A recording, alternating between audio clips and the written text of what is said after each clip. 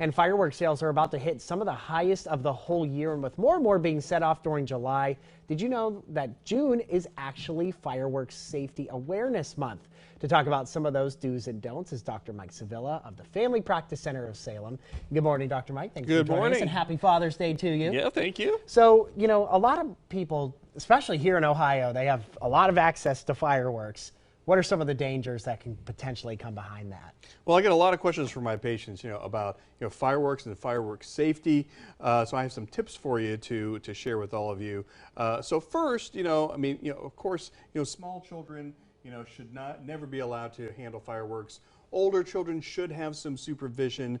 Never light a firework indoors. I know it's raining out there and it's going to be raining for a while, but never do that indoors. Never relight a dud. That's always my favorite tip. And soak unused fireworks in water. Have a little bucket of water to put out those fireworks after they go off. Yeah, and a lot of people, they think, I spent the money on this firework, it didn't work, I'm going to go relight it. What could potentially happen? Oh, I mean, obviously very bad stuff. I mean, there's been a lot of, news stories every year. People try to relight that, what they think is a dud. Bad things happen. Do not do that.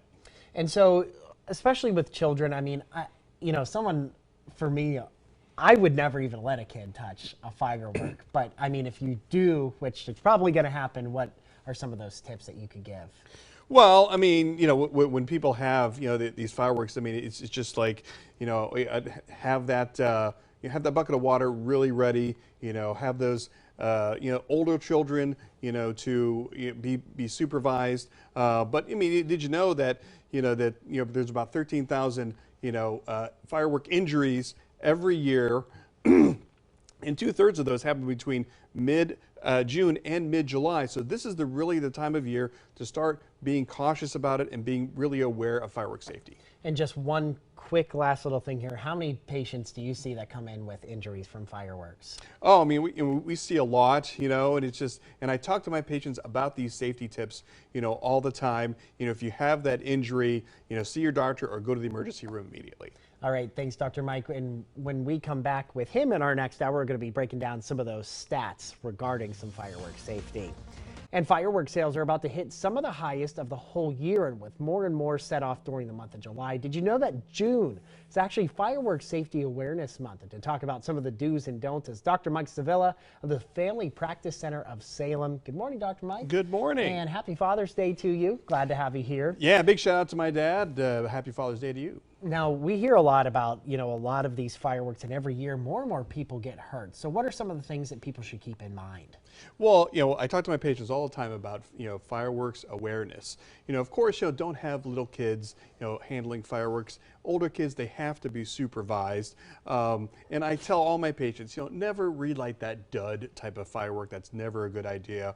Always have a bucket of water around. And after those fireworks are finished, make sure that you use that bucket of water just to extinguish those fireworks, just for safety's sake. And even though a lot of the things, they do advise you not to allow children to use fireworks, what are some of the tips that you should do if you do want to let your kid use some fireworks? Well, I mean, just be really careful, because we do know that even things like sparklers, they can be thousands of degrees, and if kids are exposed to that, they can have serious burns. So definitely have to watch those kids when they're using these fireworks. Now, I know that there are some statistics behind some of this that are kind of disturbing here. What are some of those?